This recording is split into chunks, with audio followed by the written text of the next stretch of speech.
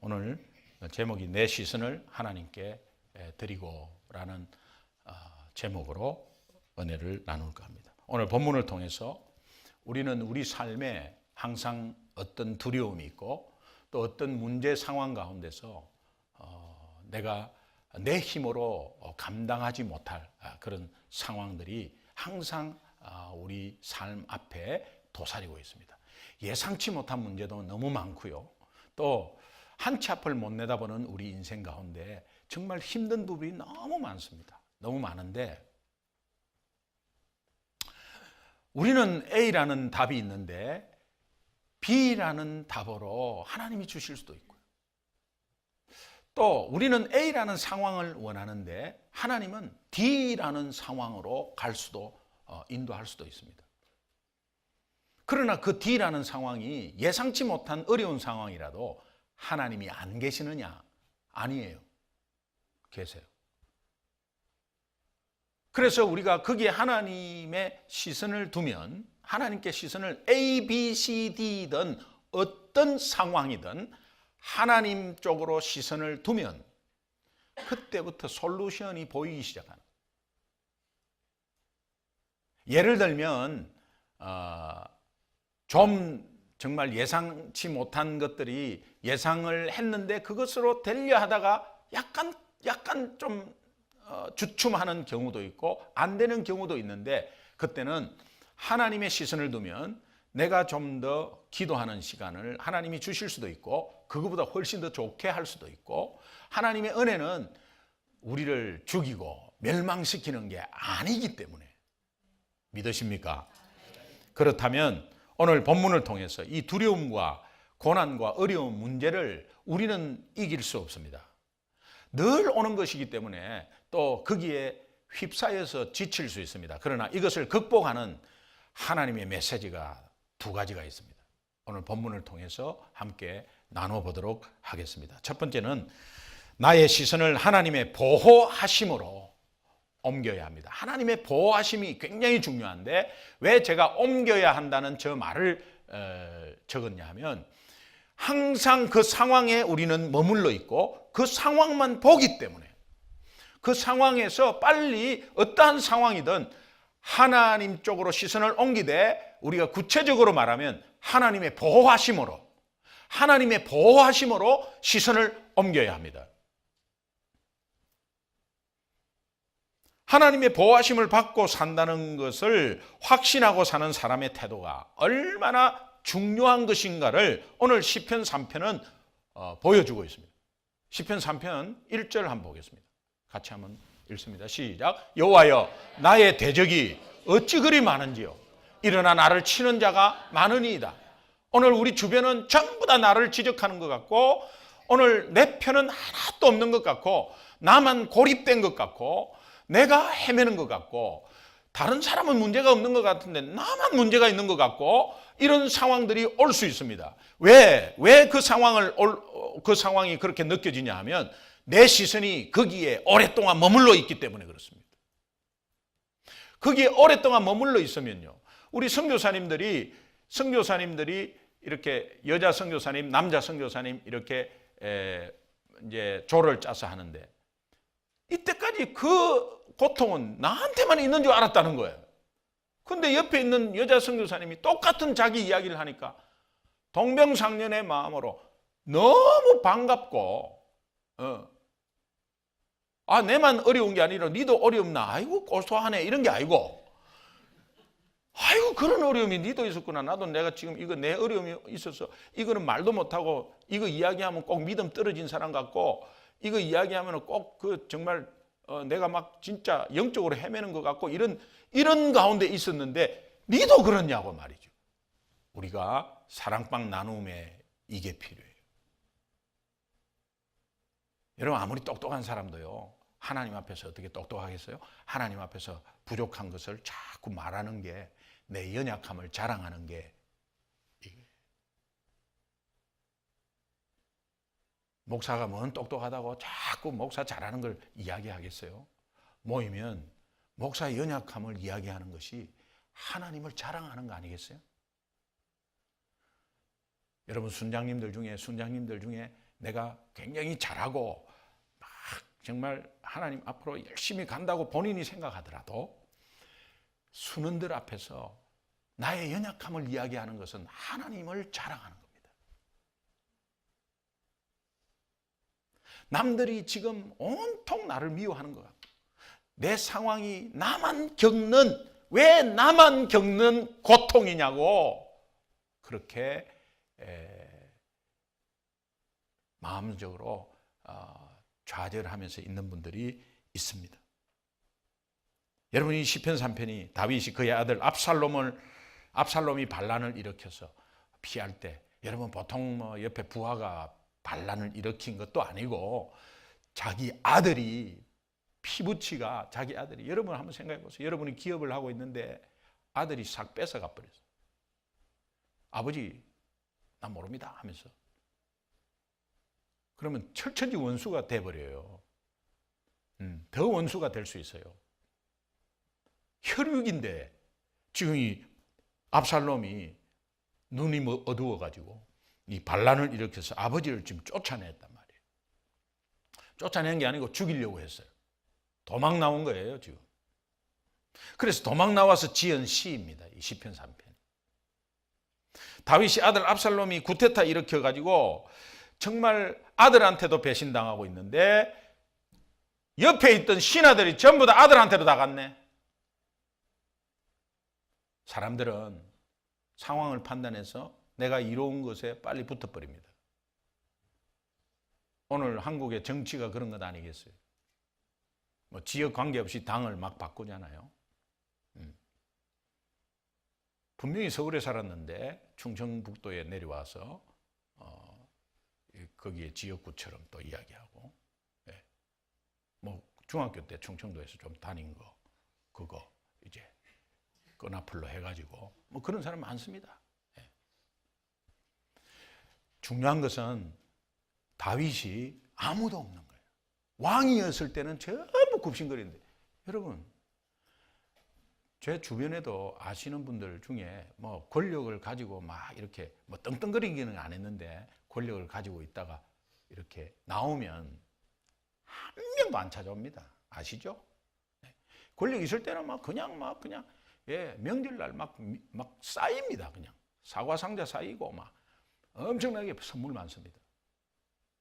근데 없습니다.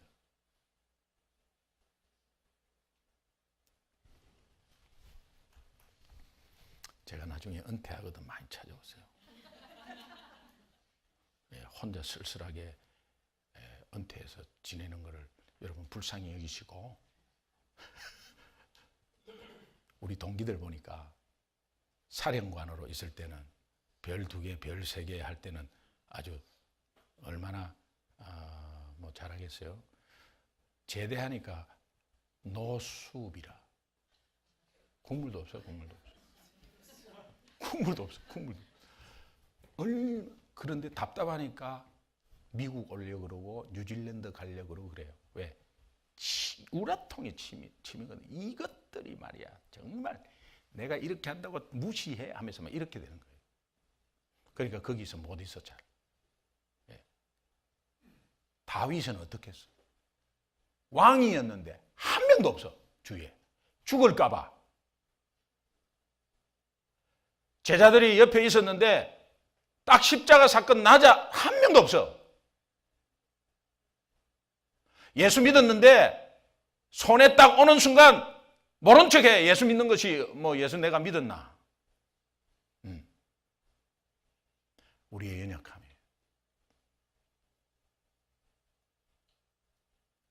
근데 2절 한번 읽어봐요. 시편 3편 2절을 한번 읽겠습니다. 같이 시작. 많은 사람이 나를 대적하여 말하기를 그는 하나님께 구원을 받지 못한다 하나이다. 봐라, 저 구원받은 사람이냐 저게. 오늘 우리의 삶에 헤매는 모습을 보면서 저 구원 받는 사람 맞냐? 라고 사람들이 손가락짓을 할 수 있습니다. 예수 믿는 거 맞아? 맞는데 왜 저래? 특별히 옆에 있는 가족들이, 전도 대상의 어떤 가족들은 너희들 예수 믿는데 왜 그러냐? 그 모습이. 그렇게 할 수 있어요. 친구들이 나를 놀려요. 극도의 수치심마저 들고 온 주변 사람들이 자기를 비웃는 것처럼 보입니다. 그런데요, 시편 3편의 특징이 하나 있어요. 특징이 뭐냐니까 마치 캄캄한 어두운 밤에 정말 끝이 안 보이는 통로에 그 터널을 걷다가도 점점점 여명이 밝아지기 시작하면서 동이 확 트는 밝음이 있습니다. 그 밝음이 시편 3편의 특징이에요. 시편 3편 6절을 보겠습니다. 같이 읽습니다. 시작. 천만인이 나를 애워싸 진친다 하여도 나는 두려워하지 아니하리이다. 이 고백이 여러분 고백 되시길 바랍니다. 1, 2절과는 완전히 다른 분위기로 반전해버리잖아요. 이 대전환이 가능한 것이 어떤 것에서 가능했느냐? 3절, 4절을 보겠습니다. 3절, 4절 함께 읽습니다. 시작. 여호와여, 주는 나의 방패시요 나의 영광이시요 나의 머리를 드시는 자니다. 높이 들어준다 이 말이죠. 다 4절 시작. 내가 나의 목소리로 여호와께 부르짖으니 그의 성산에서 응답하시는도다. 어떠한 어려운 상황 한 명도 내 편 없어. 나만 당하는 것 같아. 그런데 내 시선을 하나님이 나를 보호하시고 나의 방패시고 나의 구원이시고 나를 보호하신다는 시선을 딱 옮기는 순간 천만인이 나를 에워싸고 아무리 내 편이 없어도 하나님이 내 편인데 뭐가 두려워? 이렇게 고백하는 거예요. 여러분 이민생활에 사람도 못 만나고 친구도 못 만나고 너무 바빠서 너무 혼자서 직장지 왔다 갔다 하는 사람 우울증 올 수 있어요. 외로워서. 나는 옛날에 친구도 많았고 나는 한국에 있을 때 참 잘 나갔는데 내가 먹고 살기 바빠서 지금 그저 그냥 이 일에 매달려 갖고 있을 때 그런데 뭐 마켓에서 만약에 내가 일한다 그러면 저 부부가 손잡고 마켓 나온 시장 나온 저 사람이 부럽고 아이들과 같이 나와서 시장 보는 사람이 부럽고 그렇게 보일지라도 천만인이 나를 에워싸고 내한테 비웃고 손가락질하고 놀림을 준다 하더라도 하나님이 내 편이다. 믿으십니까? 이 3, 4절 보면 제가 지난주에 부활의 주님은 현재 내가 현재 역사한다고 말씀하셨다. I am이라고. I am the resurrection. I am the life. 내가 부활이요 생명이다. 내가 I was가 아니고 It's not about I was. It's not about I will. It's about I am. I am. 지금 여기에서도 마찬가지. 당신은 나의 방패다.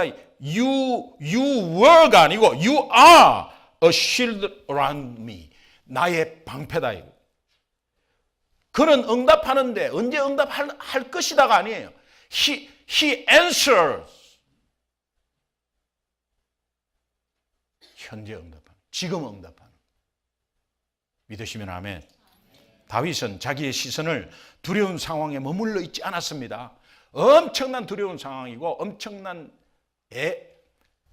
분노가 막 이끌는 그런 상황. 그럼에도 불구하고 그 시선을 거기에 머물러 있지 않습니다. 지금 현재 자신을 보호하고 계시는 하나님께 시선을 돌리는 순간에 그 두려움은 온데간데 없이, 그 억울한 상황은 온데간데 없이 사라져버리는 거예요. 여러분 그렇지 않고 반대로 거기에 계속해서 머물러 있으면요, 분하고 억울하고 잠 못 자고 건강 상하고, 다윗은 다시 왕으로 하나님이 세우시려고 하는데도 불구하고 왕으로 세울 수가 없고 아마 다윗의 삶은 끝났을 거예요. 저는 정말 안타까운 현실이 있어요. 너무나 많은 크리스찬들이 시편 3편 1절 2절에 머물고 있다는 사실을 아세요? 여러분은 어떠세요?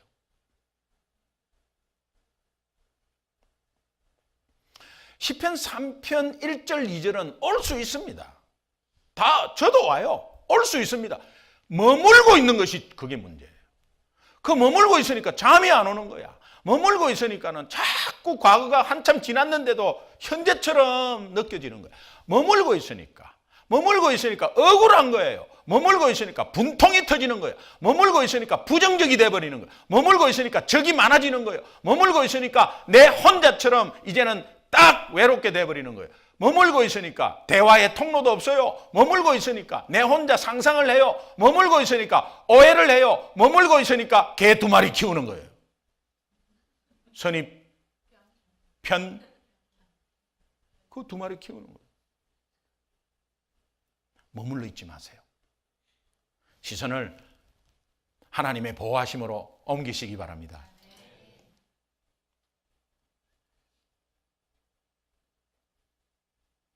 그러면 이 6절과 같은 다윗의 담대한 선포가 나도 가능해집니다. 여러분, 모세가요, 하나님이 보내서 지금 모세는 살인을 하고 이제 숨어서 40년 지냈단 말이에요. 왜 도망갔겠어요? 죽지 않기 위해서 도망갔어요. 그래서 40년을 광야에서 지냈는데 하나님이 바로왕 앞에 가서 네 백성이 이끌어내라 그래. 무슨 수로 가요? 못 가요. 가면 적사예요. 왕도 이미 바뀌었고 적사예요. 그런데 모세의 시선이 하나님이 나를 지키신다. 하나님이 나와 함께 하셔서 나를 보호하신다. 이 시선을 놓치지 않고 가니까 바로왕 앞에 당당히 앞에 서버려요. 80세 모세가 바로왕 앞에 딱 서가지고 야, 사실은 하나님이 보냈는데 우리 백성 좀 이렇게 안 해요. 바로왕, 내 백성을 돌리도. 죽고 싶냐? 그 당당함에 바로왕이 슉 들어가 버려요. 불뱀에 물렸을 때 이스라엘 백성들이 불뱀 상황을 보면 다 죽어가는 거야. 그런데 시선을 장대 높이 매달한 놋뱀으로 시선을 옮기니까 다 살은 거 아시죠? 장대 높이 올린 놋뱀은 예수 그리스도의 십자가를 예표하는 겁니다. 요한복음 3장 14절에 모세가 장대 위에 올린 놋뱀을 올렸는데 모세가 정말 올린 것처럼 그 놋뱀처럼 나도 십자가에 달려야 한다고. 십자가의 주님 바라보면 못할 게 없습니다. 십자가의 주님 바라보면 우리는 일어설 수 있습니다. 할렐루야. 성경의 많은 인물들은 하나님의 시선을 그에 지키시고 보호하시는데 그 모든 시선을 두었어요. 다니엘 사자굴에 들어가요. 들어간 거 뻔히 알았어요. 느부갓네살 왕 앞에 절하고 다른 느부갓네살 왕 외에 다른 신에게 절하면 사자굴에 집어넣는다. 그걸 들었어요. 도장 딱 찍혀서 공포했어요. 예. 그런데도 하나님께 절하는 거는 뭐냐? 하나님이 어디를 가든지 나를 보호하신다.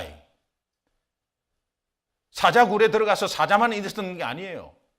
하나님이 함께 계셨어. 사자 입을 다 봉해버려요. 다니엘 세 친구 사드락 메삭 아벳노고 어떻습니까? 우상에 절하라고 했는데 절 안 합니다. 그 음식 안 먹습니다. 절 안 합니다. 죽는다? 안 합니다. 불에 넣는다? 안 합니다. 왕이 느부갓네살 왕이 화가 나가지고 저 풀무불 용광로를 7배나 더 뜨겁게 하라. 불을 엄청나게 떼버리고 거기에 넣어버립니다. 그러고 나서 털끝 하나, 머리털 하나 타지 않고 도로 나오니까 바로 왕이 그냥 저 느부갓네살 왕이 무릎 꿇어버립니다. 사드락 메삭 아벳노고는 하나님이 보호하심에 시선을 두면 두려움이 없는 겁니다. 할렐루야. 찬송가 370장 참 지난주에 많이 불렀는데 우리 다 아는 주 안에 있는 나에게 딴 근심 있으랴. 이 근심 덩어리 아니겠어 우리가. 십자가 밑에 나아가 내 짐을 풀었네. 2절 보니까 그 두려움이 변하여 내 기도 되었고 전날의 한숨 변하여 내 노래 되었네. 4절에 보니까 내 주와 맺은 언약은 영 불변하시니 그 나라 가기까지는 늘 보호하시니. 그러면서 할렐루야하고 찬양을 하는 거예요. 이 찬양 좀 했으면 좋겠네. 네? 우리 그냥 고백하면서 한번 찬양했으면 좋겠네. 주 안에 있는 나에게 땅 근심. 주 안에 있는 나. 사실은 근심 덩어리 아니겠어요? 땅 근심이 있어. 십자가 밑에 나아가야 해. 십자가 밑에 나 내 모든 짐을 푸른네. 주님을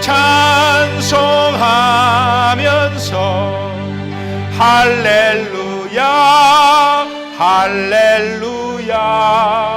내 앞길 멀고 험해도 나 주님만 따라가. 2절 부르겠습니다. 그 두려움이 변하여 그 두려움이 여러분 고백이 되시기 바랍니다. 내 기도돼 전날의 한숨이 변하여 전날의 한숨 내 노래 되었네. 4절 부르겠습니다. 내 주와 맺은 언약은 내 주와 맺은 언약은 영불변하시. 그 나라 가기까지는 그 나라 가기까지.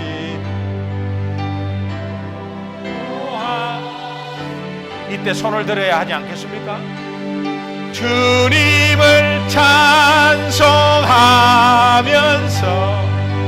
할렐루야 할렐루야. 내 앞길 멀고 험해도 나 주님만 따라가. 아멘. 전날에 한숨 변하여 왜 내 노래가 되었습니까? 왜 그렇게 되었을까? 그 절망적인 상황에서 보호자 되시는 하나님께 내 시선 옮겼기 때문에.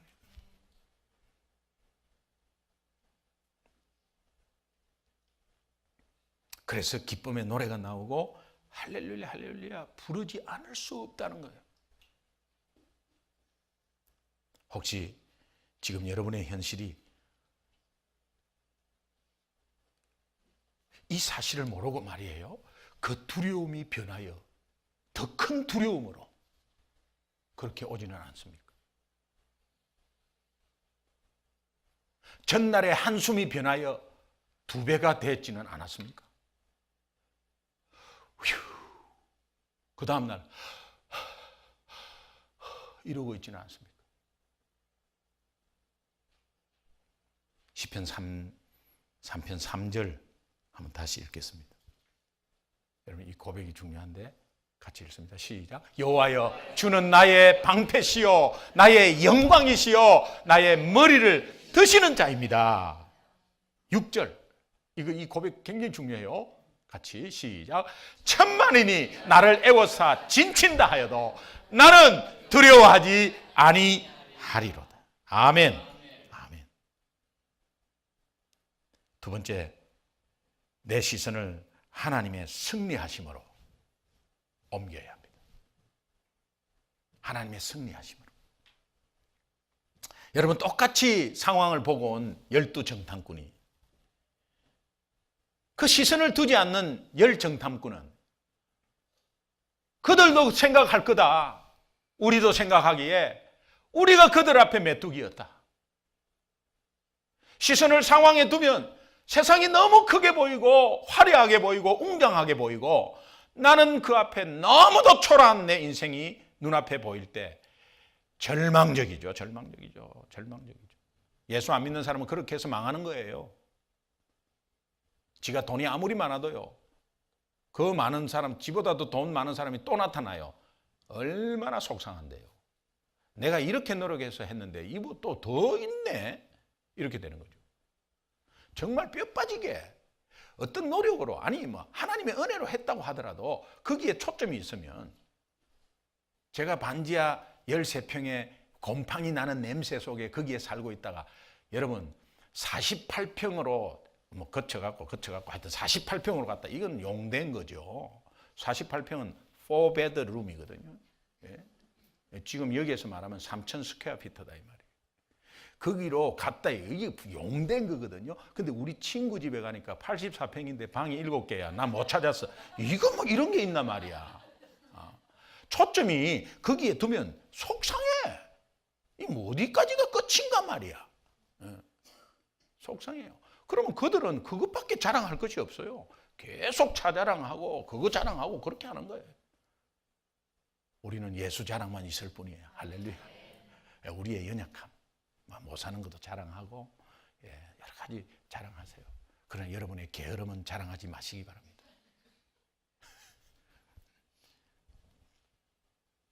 예레미야 선지자는 예레미야도 정말 하나님이 이긴다고 그러니까 여러분 힘내라고 이스라엘 백성에게 눈물로 격려하고요.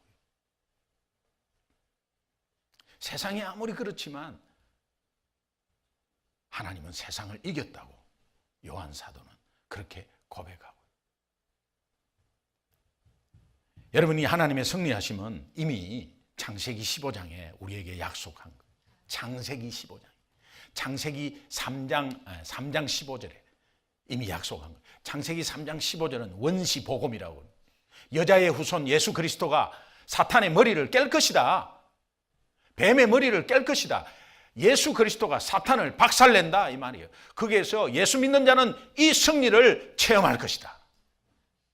이미 약속을 했는데요. 이제 마지막 계시록에 창세기에 약속하고 계시록은 하나님 나라 완성을 이렇게 보여주는 거거든요. 그 계시록에 와서 이제 그 약속이 온전히 이루어지는 승리한 하나님의 나라의 그 완성된 그림을 보여주는데 그게 계시록 7장이에요. 계시록 7장은 완성된 그림을 보여줘요. 여러분 계시록 7장 9절을 한번 읽겠습니다. 같이 한번 읽어요. 시작. 이 일 후에 내가 보니 각 나라와 족속과 백성과 방언에서 아무도 능히 셀 수 없는 큰 무리가 나와 흰 옷을 입고 손에 종려가지를 들고 보좌 앞과 어린 양 앞에 섰다고 그랬어요.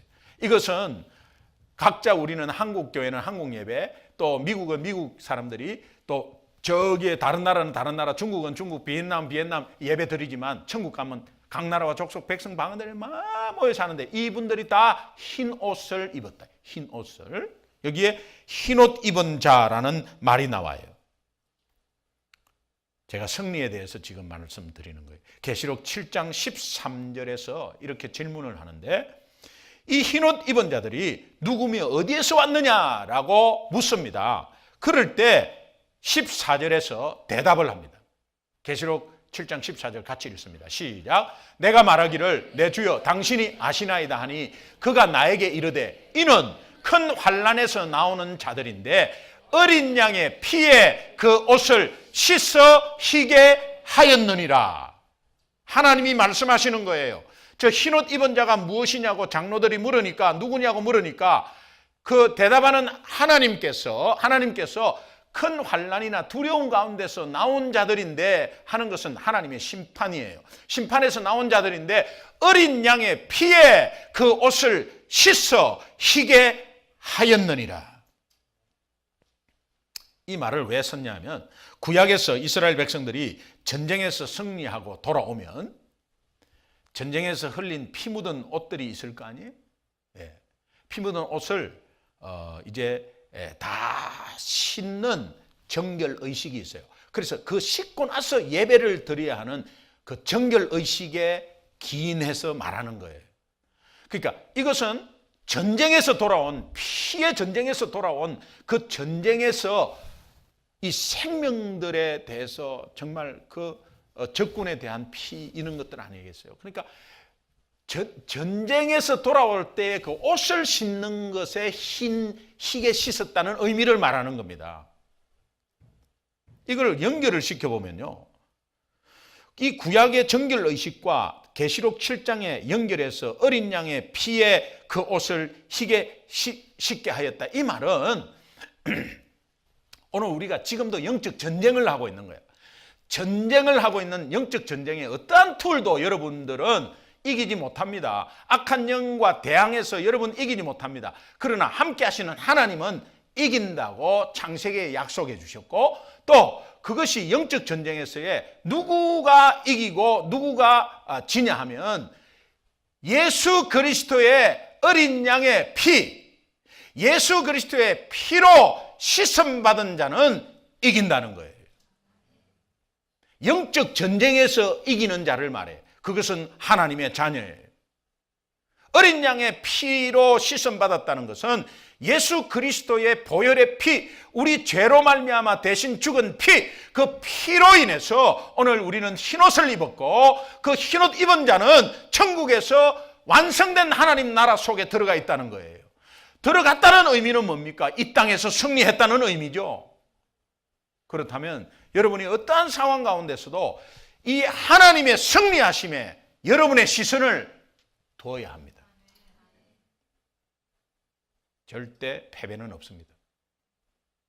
목사님, 나 사업이 안 돼서 망했는데, 문을 닫았는데, 목사님, 우리 가정이 좀 이렇게 됐습니다. 우리 아이, 패배가 아니에요.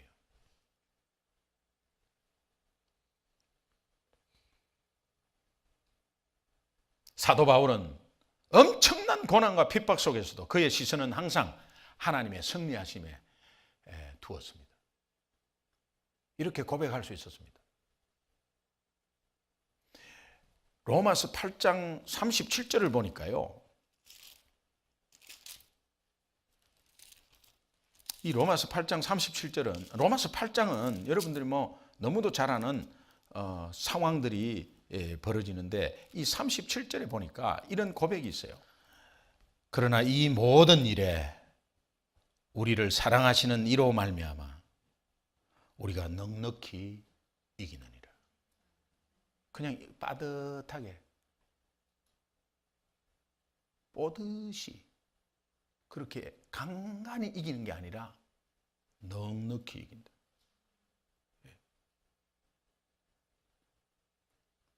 여러분, 제가 넉넉히 이긴다는 거 설명해 드렸죠. 고개 끄덕 하시는 분은 3명 있는데, 옛날에 직장 생활할 때요, 봉급 빠듯하게 나오잖아요. 그거 바로 집사람한테로 가는 거거든. 내가 중간에 챙길 수가 없어요. 챙기면 큰일 나니까 빠듯. 그런데 집사람 몰래 특별 보너스가 나온다. 그 특별 보너스는 직접 내한테 줘. 넉넉히 이겼어요.